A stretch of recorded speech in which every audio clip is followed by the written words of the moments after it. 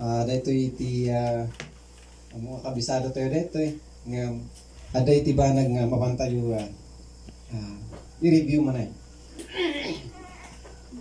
Basa iti NIV version iti Bible ko surat yung iti matbatayo iti Bible yun. Pananga dito verse 1. After Jesus was born in Bethlehem in Judea during the time of King Herod, Magi from the east came to Jerusalem and asked, "Where is the one who has been born King of the Jews? We saw his star in the east and have come to worship him." Verse 3. When King Herod heard this, he was disturbed, and all Jerusalem with him. When he had called together all the people's chief priests and teachers of the law, he asked them where the Christ was to be born. Verse 5.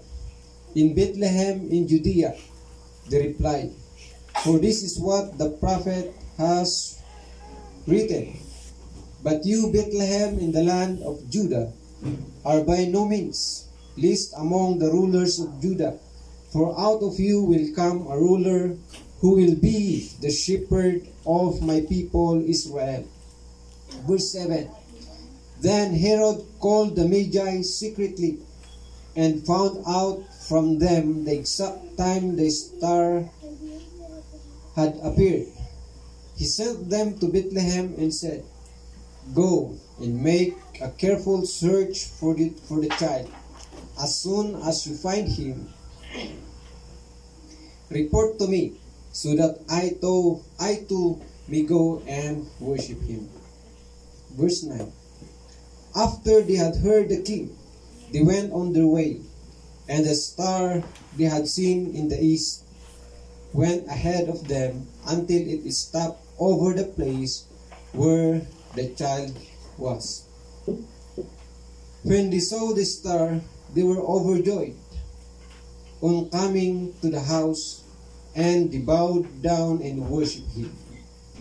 Then they opened their treasures and presented him with gifts of gold and of incense and of myrrh.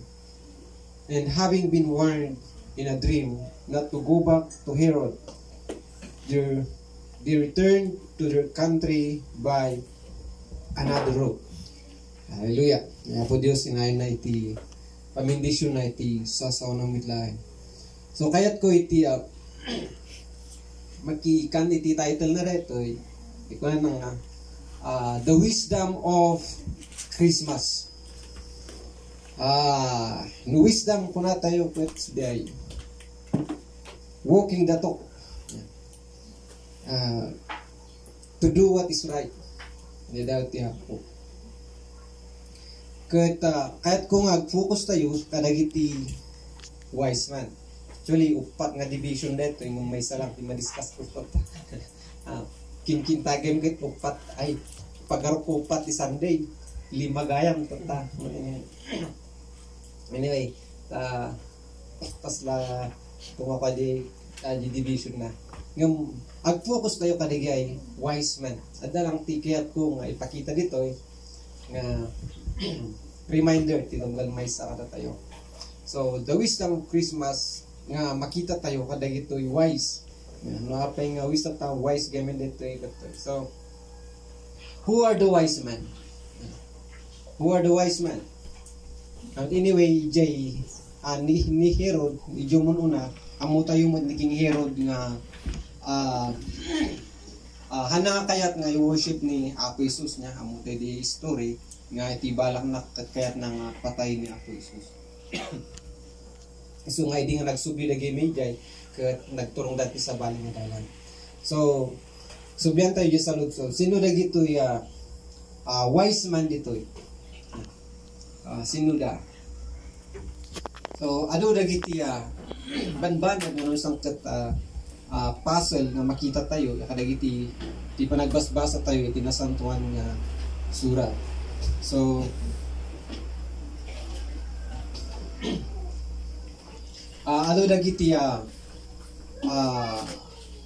agko na da nga dagitoy talong wise man ket nagapuda ijay Babylonia. So from the east kuna nagamit. So nagapuda probably kuna dakat from Babylon. Kita mo tayong nga dagitoy ada nga nang itugot da iti different kinds types of gifts na specific nga imbaga na kat dayjay gold, frankincense, kin myrrh itoy ket mabaling nga kuna dayra dumak ket naglugan da iti camel. Tawin mo ta di mo ti number 1 nga pagluganan daydi nga kamelyo. Kuna mo ti do mga scholars they probably rode on Arabian horses ano. Ngam oreno kas day basta di mo manon day jay ko. So kinya tayo abay hani importante niya nagluganan da. Yung kikitain tayo lang di possible. Ket kunada the most likely came from Babylon. Ket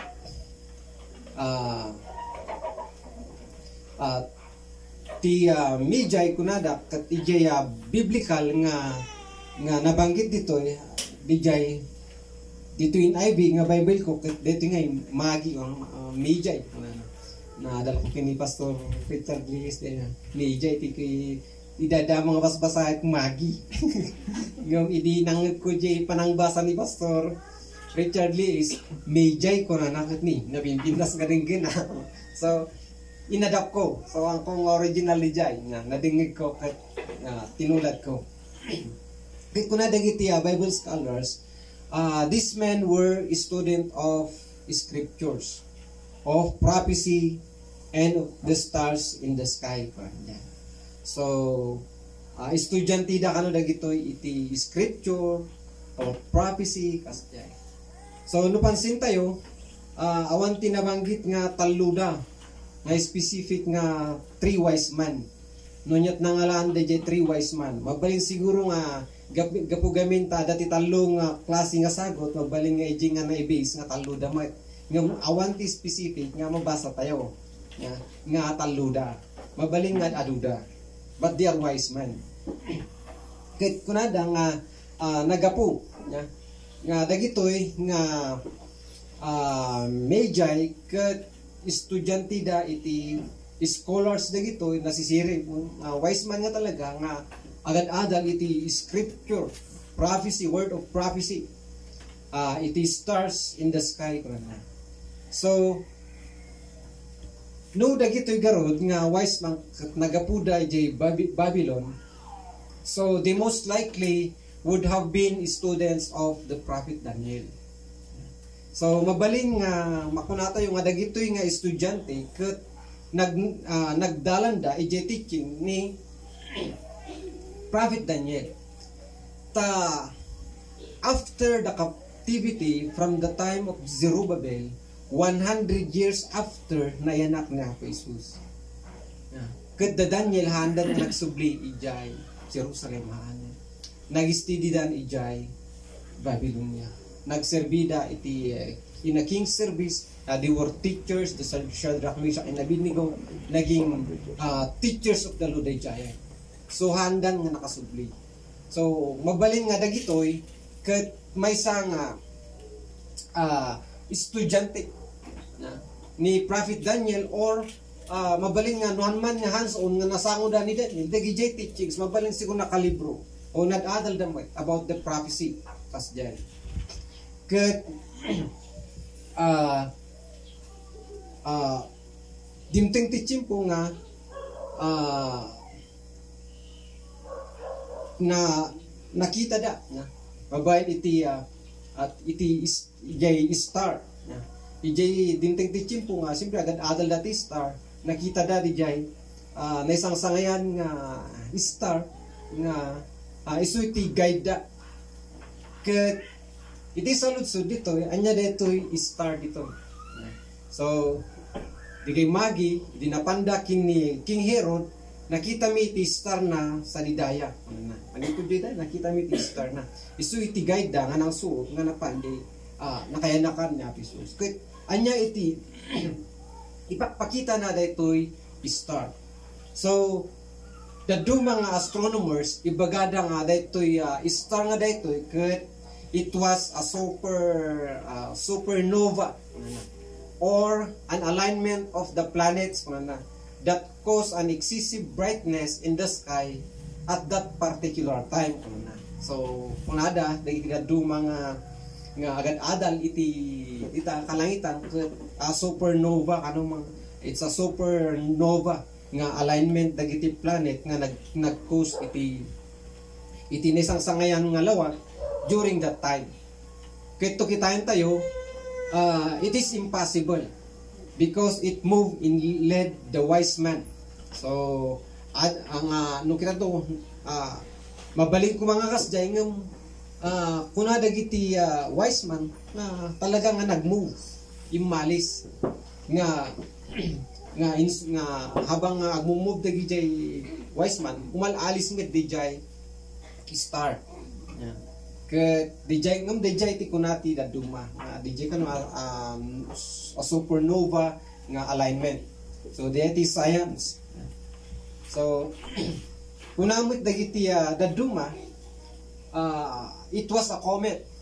Nyati comet ba dikas la mga meteors nga lumabas as di ba no tatanga December kami di ba pansin tayo nga di ay tawag day shower nga di nga adu ang lumabas nga diyay meteors kasday nga kadagito nga chim-chim po kasday December in January kasday nga iti mostly nga ado ti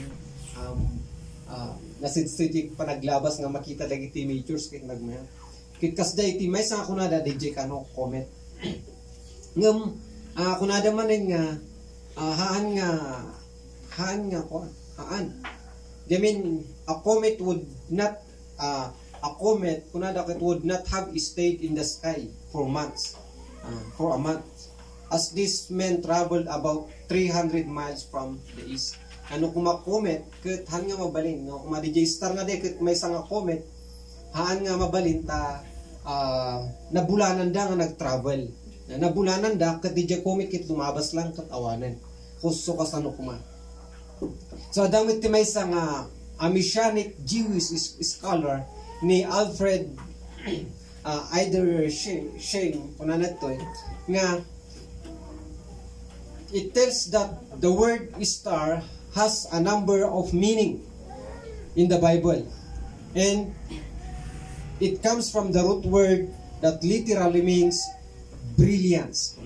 So inawag na nga diay nga adijay nga star nga ijay Bible root meaning nga nagapo ako na nakit it's brilliance.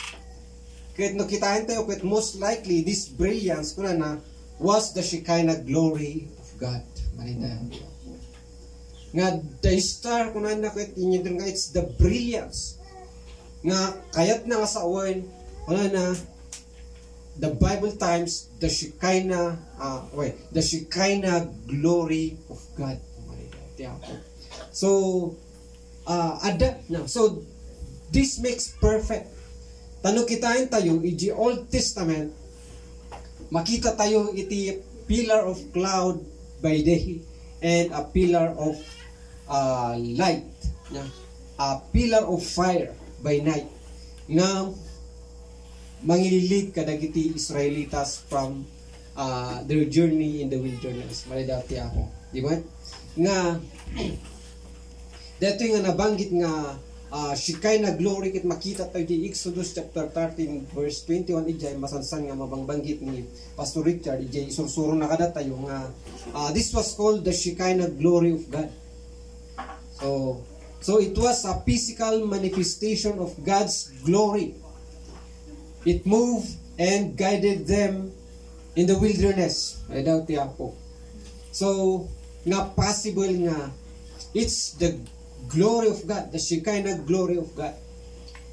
Nga oray pa iti time nga indedicate ni Ari nga Solomon iti templo, iti 2 Chronicles chapter 1 verse 2 nga dijay nga idi nga when Solomon dedicated the temple, the Shekinah glory of God came into the Holy of Holies.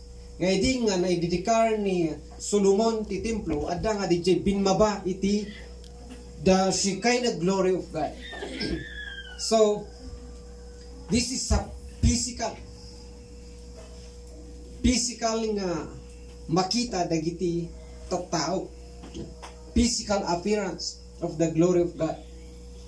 Ket oray pay ijay before Babylonians invaded Israel, sakbay nga ma-invade iti Babylonia ni Nebuchadnezzar iti Israel, ni Prophet Ezekiel nakita na. So Prophet Ezekiel told how the Shekinah glory of God departed from the temple. See, nakita na nga Ezekiel witnessed the glory as it moved unto the Mount of Olives and went up and disappeared. So nakita na. So he saw the glory of God. So nakita na. So that night, iti dayta nga Rabi ay ating nakapsat nga nayanak ni Apo Jesus. The glory of the Lord shone the shepherd and over the place where the young child lay. So nga hindi nga uray pa the shepherd. Hindi nga napanda. So makita nga di dayag ni Apo Jesus nagranyag iti place nga ni Apo Jesus ket nayanak. So it appeared to the wise man in the east and led them to the house where the young child was. So dayto nga is ket makita tayo nga. So truly they are wise. Nga nakita dito. So these men were exceedingly wise because they sought out the Lord Jesus Christ to worship Him. Nga dagitoy nga wise man, wise dang talaga. So ada nga nakita da. So na ada nga tayo na kung nga by all means naisang sangayan. So as astrologers tayo ito mabalingkit nakita da nga this is star ket haan nga ordinary something nga dajay nga haan nga compared kadagiti na dumang nga stars nga compose of anyaman ditangog iji part da handa nga dinis handa nga na describe nga talagang amudang it's different ket sumidi kunada kini King Herod we saw his star from the east nakita da. So deja so iti dayto nga Christmas time atin na absat the wisest thing that we could do ket isu dijay or in any time nga Christmas time isu dijay panangiday-dayaw kini Apo Dios. Amen. So adda dagiti tao nga agragsak iti Christmas nga awan ni Kristo ket kadakwada that is impossible. Mabalin nga nailubungan nga nagragsak. Nung kinya tayo it is impossible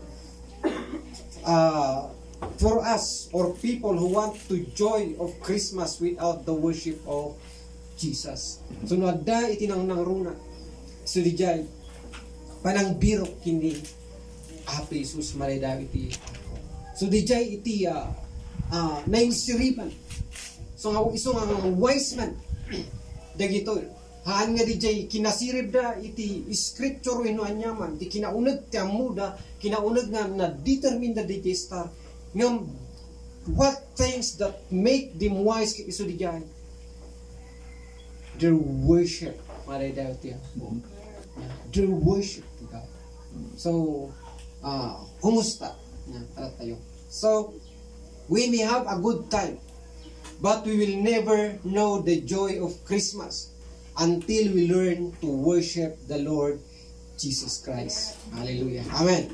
So agyaman tayo when ag-enjoy tayo tadamdama umawat tayo ti regalo ito yung tawat Yung, say ko natin, Brother Milvin natin naman, it's not about the giving. It's not about our giving. Yung, it's all about our worship. Maridayo iti ako. Hallelujah. So, that's the wise thing. Nga, inaramid tayo. So, the wise man were so interested in worshiping the Lord Jesus that they did so in spite of great difficulty. Nakitain tayo. Manipot jade, ijay, daya na nagapanda. So, they travel. So, ada iti difficulties dito yung makita. So, the word difficulties. So, dito yung Matthew chapter 2 verse 1, makita tayo nga, manipot ijay Babylon, that is about 300 miles away. Consider tadi from Babylon to Jerusalem, in Bethlehem, in Judea, nga nakayanakan ti Mesias, 300 miles away. So, the difficulty of distance, the distansya. Yaman tayo kadagiti kakabsat nga, Renard God, dayo ti paggapan, we still go to the house of the Lord. Amen. Hallelujah. So, the difficulty of discomfort. So, mabaling nga ijidaldalan, so, terrain, hantay nga mo. So, di nag-travel da iti over rugged daldalan, inhospitable terrain, just to worship the Lord. See, just to worship the Lord. Ada nga nag-travel da from Babylon, nga napanda ijay Jerusalem, may salang ti purpose da. Mangidaydayaw kini Apo Jesus. So kada tayo ay tinapsat nga kasi kumadji purpose tayo na iti chimpo nga panaggigimong tayo, panagtitipon tayo. May salang met di purpose tayo nang nangruna, di mo. Mangidaydayaw kina Apo Dios at the same time dungeg iti kuna ni Apo Dios. Amen.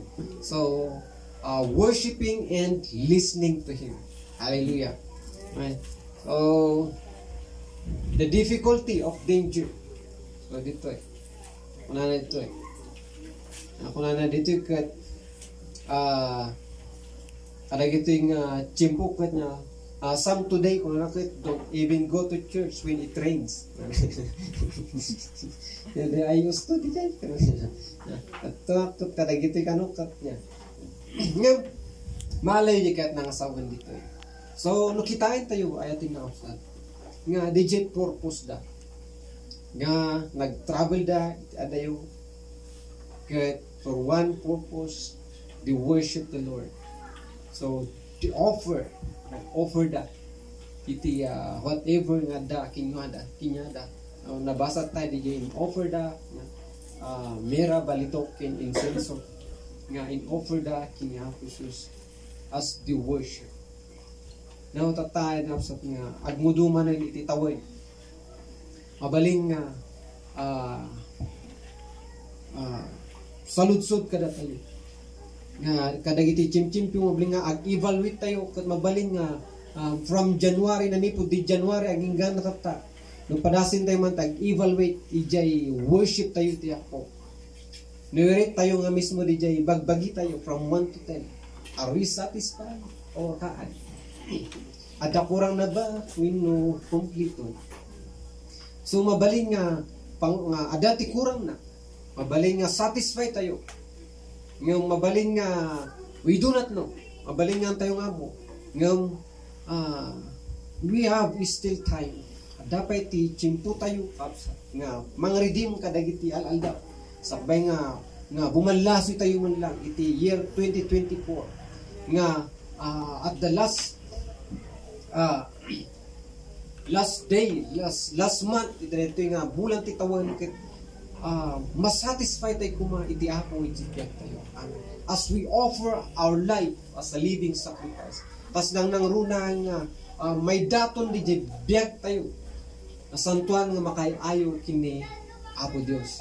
So this is our act of worship. Amen. Nga no da iti nang nangruna nga may daton iti Apo nga hamang nga ma-ready ti kahit ko sa among commitment tayo kini Apo Dios. Mabaling nga limukat. So mabaling nga kadagiti nga Lord, I offer my life once again. despite kadagiti pagkapuyan tayo nga nananay nga iti tayo kinpana para dayo iti manatyo kit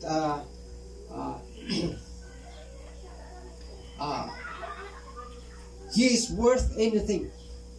So if Jesus is worth anything, then he is worth everything.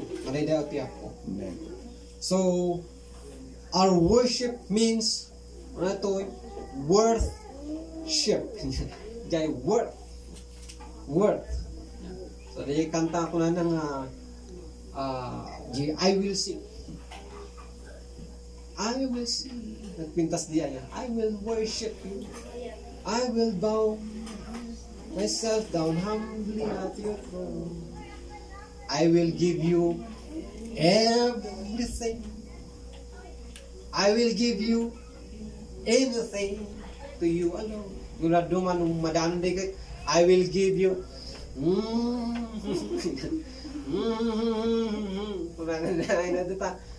simple amom di dagsin na duman niya mawala niyo kay sa oy. Nga dumakit nagrigat nga may kas. Nga na duman madanon ding instant sakit nga ingat tayo lang di matayo mo. Yes, no, ko na tayo. Yung if we meant what we say, what we sing to the Lord, na nagpintas di ko na dyan. That's our supposed to be our worship. I will give you anything. I will give you everything.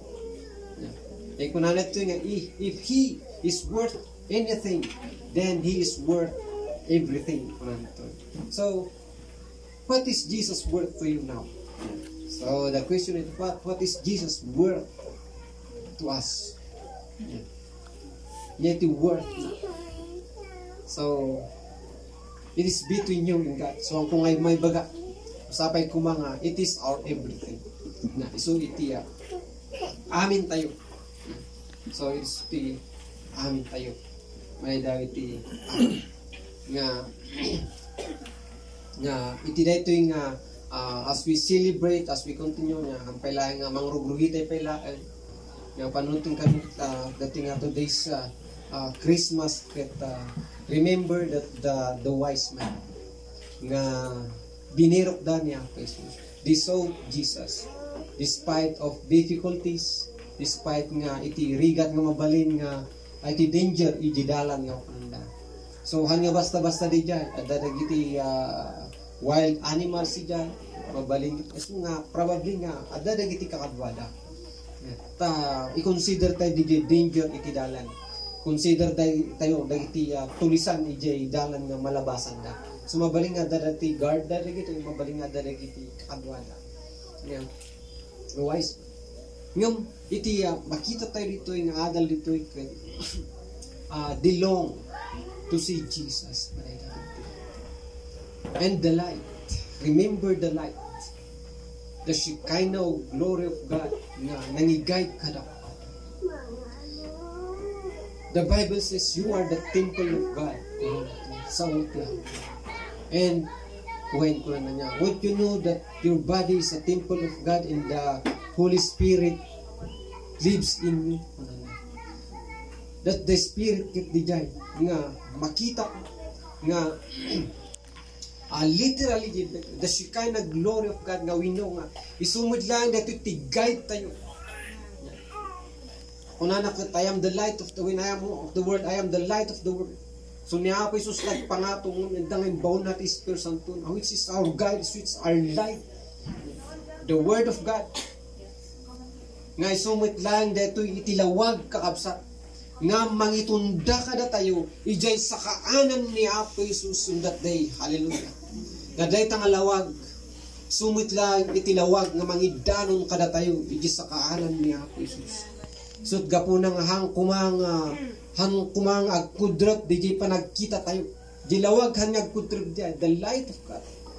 That is star that Shekinah glory of God kit saan nga tawag ito hang nga may iti may dip ket dijay pinagkita tayo nga haan nga makakita no isa ng palubusan tay kuma at sa even our spiritual eyes kit nalawag kuma nga makita na dito ilawag ni Apo Diyos tibiyag tayo, hang kumanga may dat, amen. At nilikasta niya, masurutan tayo, madanon tayo, DJ sa kaan, ang aging gana, DJ, sangwanan, ti trono niya, Apo tayo ng Yesu Kristo, amen. So, hallelujah, maraydayaw, iti Apo, ipatanggap DJ, dalag itong ubing, mukha, agdadag iti activities tayo,